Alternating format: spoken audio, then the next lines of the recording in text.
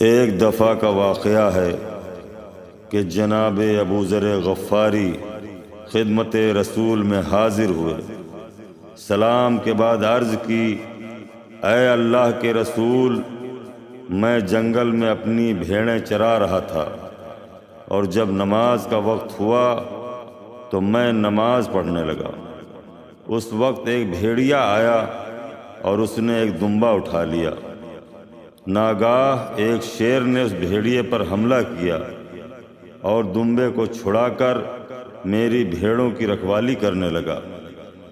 جب میں نماز سے فارغ ہوا تو شیر نے مجھ سے کہا، اے ابو ذر، ابھی جاؤ اور رسول کی زیارت کراؤ، آپ کی بھیڑوں کی میں حفاظت کر رہا ہوں۔ رسول خدا نے مسکرا کر فرمایا، اے ابو ذر، یہ سب تمہارے ایمان کی بدولت ہے۔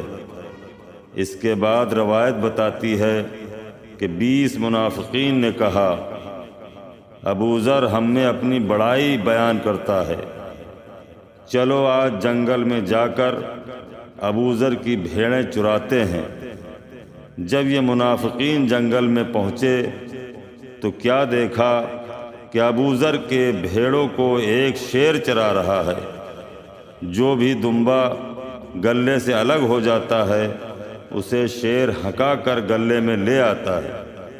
منافقین کو دیکھ کر شیر بقدرت خدا گویا ہوا، اے گروہ منافقین، یہ تو ابو ذر کے ایمان اور معرفت کی بلندی ہے کہ میں اس کے جانوروں کو چرا رہا ہوں۔